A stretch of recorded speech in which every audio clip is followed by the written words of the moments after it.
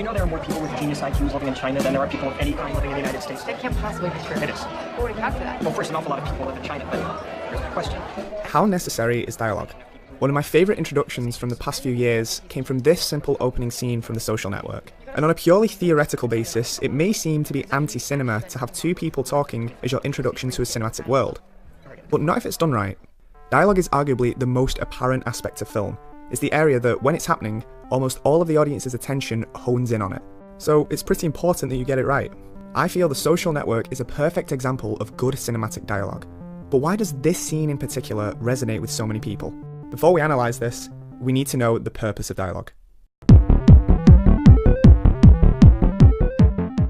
If you were to dilute dialogue down to its one necessary singular purpose, it would be to further the plot, explain where our characters have been, and where they're planning to get to. Now, what seems to be the problem? My husband, I believe, is seeing another woman. No, really? This is dialogue of the expository variety. An expository dialogue is, in my opinion, a necessary evil. If it were possible, we'd eschew it completely, but more often than not, it just has to be done. In order for a story to be cohesive, there are certain things that need to be established. Character histories, the current state of affairs, all things that at some point will be relevant to the plot progression. And sometimes these things are most effectively expressed through expository dialogue. Listen, David, I've been meaning to talk with you. It's nice that you see me so much now, but... Don't start. I'm only saying it's been, what, 4 years? You still wearing wedding band? 3 years. 3, 4, you're divorced. Come on, move on. This is not healthy. That's how not to do it. The biggest issue with these scenes is that it can be really difficult to write something that makes the audience believe the character they see would in fact say that. The core problem is that when two people in real life have any sort of relationship, they don't explain things to one another that they both already know. I haven't felt you this tense since we fell into that nest of gun dogs. You fell into that nightmare, Master, and I rescued you, remember? Oh, yes. It requires more subtlety, a sufficient reason for your character to say what needs to be said for the sake of the audience. So instead of reinforcing what your characters already know, it's more effective to deliver expository dialogue on an outsider unfamiliar with the world. Well, who is he? What's his name? His name is Luca Brasi. He helps my father out sometimes. Moments like this not only allow the audience to gain a glimpse of the kind of world they're about to enter, but more importantly, they're realistic. This is my family, Katie. It's not me.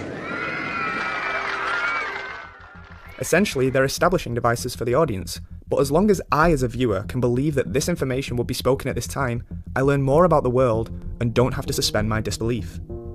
And he was a good friend. But this in itself can lead to further trouble. A sign of imbalanced writing is a script saturated with expository dialogue. Then your characters aren't talking, they're explaining. What it mainly leads to is a lot of this. What's happened to me? How do you know all this? What is happening to me? The Matrix. Too many question marks on the page is a good indicator that something has gone wrong. Of course, some concepts require more exposition for the audience than others. They don't actually come into the dream, they just design the levels and teach them to the dreamers, that's all. But just so the audience doesn't feel as though it's being spoon-fed everything, balance the dialogue with moments where the character requires information to be given to them. Remember, you are the dreamer, you build this world. I am the subject, my mind populates it. To moments where they discover things themselves. And the truth that as we go deeper into Fisher, we're also going deeper into you. And I'm not sure we're gonna like what we find. But of course, all of this is based around the notion that dialogue is for the sole purposes of moving the plot along, which it isn't. In fact, dialogue has one purpose that, in my view, is its most important artistic responsibility: to reveal character. What is a hard cunt do? Or a so-called hard cunt? Shites it! Puts in his drink, turns, and gets the fuck out of it. And after that, what again was mine? Something you should always remember is that action is character. How a character conducts oneself in the face of adversity shows us their attributes more than anything else. Action is character, and therefore dialogue is a byproduct of character. If your character is well fleshed out, everything they say should be ways to reveal their personality to the audience. What? The cards? The last thing I told you was to mind the cards. Well, I've no bother. But what we have to remember is that dialogue is different to conversation. Humans in the wild. When we speak, we talk and talk and talk and never get to the point. And that's a problem, is in real life, real dialogue seems to never go anywhere. So what we don't want is real dialogue. We want something that appears to be real dialogue. In Tarantino's earlier work, you can see just how nuanced the dialogue is, making it appear real in order to reveal character. Want some bacon? No, man, I don't eat pork. Are you Jewish? No, I ain't Jewish. I just don't dig on swine, that's all. Why not? Pigs are filthy animals. I don't eat filthy animals. At first glance, all these quirky moments may appear to be just little entertaining segments of the film, but they serve dialogue's greatest purpose. They reveal information about who these people are, as well as who they will become. Another fantastic opening dialogue scene comes from Reservoir Dogs, which works in exactly the same way. I've got Madonna's big dick coming out of my left ear, and Toby the Jet, I don't know what, coming out of my right. Maybe this just seems like an interesting setup to establish the tone, but each character's dialogue foreshadows the path they will end up taking. Spoilers ahead. Mr. Pink spends the entire discussion putting forth his argument against tipping. But no, society says, don't tip these guys over here, but tip these guys over here. That's bullshit. He's the kind of guy that will try and convince everyone else that he's right if he holds a firm view. Staying true to himself, he spends the rest of the film trying to convince everyone that his theory of a rat in the crew is correct. Right? I'm not saying they weren't there. I'm saying they were there. They didn't make it, they didn't move until after Mr. Blonde started shooting everybody. I mean, that's how I know we were set up. Similarly, Mr. Orange is the first to snitch on Mr. Pink in a cafe. Wait a minute. Who didn't throw in? Mr. Pink. Mr. Pink. Why not? You don't tip. He's someone that obeys authority and does in fact turn out to be the snitch in the crew. Listen to me more than this. I'm a cop. The actions these characters take throughout the film establish the persona that was reinforced in the opening scene through nothing but dialogue. Tarantino's style is something that's been widely imitated, but not always utilised correctly. Dialogue isn't people having conversations, it's characters having a dialogue. We're watching a finite set of attributes express those attributes through opinions on a particular topic. The biggest mistake when trying to replicate this method is that dialogue can come across as too natural. It just becomes a conversation that completes neither function of furthering the plot or revealing character. Robert McKee calls this kind of dialogue talking wallpaper. I thought I would take her up on it. I never ate so much. Yeah, the barbecue chicken was delicious rice. That was cool. The kind of back and forth you hear in real life doesn't belong in a film, but talented actors can make the most banal dialogue shine through the talent of improvisation, injecting the characters' nuances into their inflections and behaviours of the conversation. Yeah, but get yourself a girl so you could settle down. That's what I settle down almost every night, but then in the morning I'm free. I love you. I want to be with you. Let's just settle down. Ultimately, dialogue can only be as good as its character, which is why it's so important to emphasise character through dialogue. But if this fictional person has been well thought out, then almost anything they say can work. Get into their mindset and understand all the inner traits of that character and ask, what would they say? Clear motivations that shine through dialogue is what we want to hear. Whether it's Tarantino layering character mannerisms throughout a scene or something more realist, show us character and you've got good dialogue. You're fucking there, mate. So get in that car and fuck off. But how does the dialogue process actually work? Often character relationships are complex and will go much beyond the surface level. This means the way characters talk to one another will be very intricate. Take this scene from Annie Hall, showing what a character says compared to what a character thinks. Photography is interesting because, you know, it's a new art form and a set of aesthetic criteria have not emerged yet.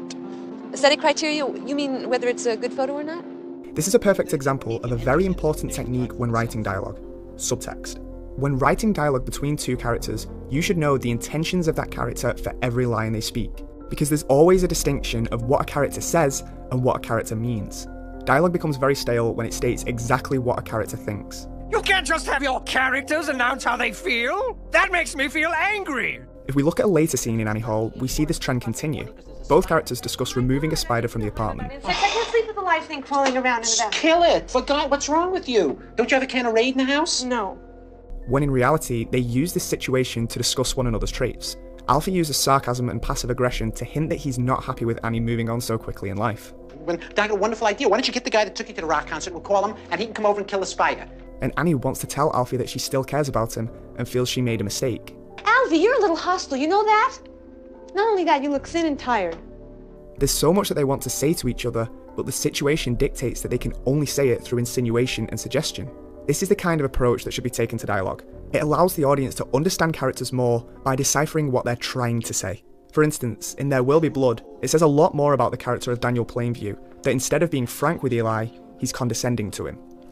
I drink your milkshake. But never forget that dialogue isn't one person talking, it's in the name. Characters that agree with one another or a one-way conversation goes nowhere. You sly dog! You got me monologuing, I can't believe it. The final ingredient of dialogue is that it should be thought of as reactionary. Remember, action is character, so what behaviours do our characters employ upon hearing something that they too share an opinion on? Yep. Well, do you want to know my actual response to all this? I mean, do you want to hear my actual response? Yes. Think of every dialogue as a test of your character's ideals, because herein lies possibly the key component of dialogue and the key component of any drama: conflict. Conflict gives characters a reason to respond to one another. Will you shut the fuck up and listen to me? Just listen to me! Gives them a reason to reveal the other person's flaws and character traits. You are dying. Do you know that you say that to me every day of your life? Oh. I'm dying. Well, you're not dying. You're killing the people around you is what you're doing. And reveals information to the audience whilst keeping us invested in the action. Dialogue needs to develop around common ideas. It needs to be controlled, but it shouldn't be forced either. It should be an interplay. It should be a bit of a dance. The best dialogue comes out of drama and simultaneously creates drama. Action, reaction. So treat dialogue as you would any other aspect of film. Have it slowly crescendo and punctuate it with a climax that changes everything. What was Sean Parker's ownership share diluted down to? It wasn't. What was Peter Thiel's ownership share diluted down to? It wasn't. And what was your ownership share diluted down to? 0.03%. Seeing what can be done to separate functional dialogue from great dialogue, rewatching these opening 5 minutes is almost like seeing the blueprints of how to teach the audience about a character through what they say. We open talking about geniuses around the world. China, here's the question. How do you distinguish yourself in a population of people who all got 1600 on their SATs? I didn't know they take SATs in China. They don't. I wasn't talking about China anymore. I was talking about me. This moment is the film's way of telling us Mark's most important attribute. He's a genius, but he's also socially awkward. This is serious. On the other hand, I do like guys who rope crew. Well, I can't do that. As it carries on, the topic of conversation reveals our character's goals, as well as even more attributes. I'm trying right now. To rope crew? To get into a final club. To rope crew? No, are you like, whatever, delusional? Getting into a final club does later become a vital part of Mark's plot progression, as well as his obsession with success. Returning to the ingredients of making a good dialogue scene, both characters show intentions beyond what they actually say. This can be analysed through the dialogue alone, but to understand it more, just look at how much detail Fincher goes into with his actors, in order for them to understand why their character is saying what they're saying. Bruni, you can really wind up on, yes, there is. That can be extremely pointed, so that it really makes him go. I have to stop and note that for a second. That seems like another kind of communication, more than just words, which is really where I'm sort of more comfortable in. It's a combination of great acting and precise direction, and it can inject the simplest line with a staggering amount of depth. Okay, well, which is the easiest to get into? Why would you ask me that? I'm just asking. And here, the conversation begins to add a conflict, where both characters are reacting to one another. Well, why don't you just concentrate on being the best you can be? Did you really just say that? I was kidding. As well as misunderstanding their intentions. I'm going back to my dorm. Wait, is this real? Yes. Okay, then wait, I apologize, okay? We spend the entire opening subconsciously learning about our characters until it transforms into a dramatic scene that builds and builds until its last punch. You're gonna go through life thinking that girls don't like you because you're a nerd. And I want you to know from the bottom of my heart that that won't be true. It'll be because you're an asshole. Meet our main character. Everything we've heard in this scene has laid the foundations for a character that we'll see unfold over the course of the story. You're not an asshole, Mark. You're just trying so hard to be. We all know great dialogue when we hear it. Those moments that upon a first hearing sound as though they'll be forever carved in time. Dialogue should be an easy thing to do. We constantly hear and do it, yet in order to make it work cinematically, it requires a discipline.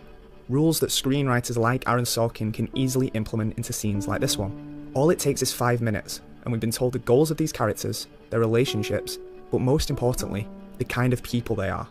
This is all we want from dialogue, to fill in the blanks that the rest of the cinematic language can't fill in. Some people say that silent cinema is the purest form of cinema. I disagree. To me, there is no pure cinema, but there is good cinema. And the best has neither a little nor a lot of dialogue. It has just the right amount. So I suppose if there is one more rule about good dialogue, it'd be know when to speak and when to stop.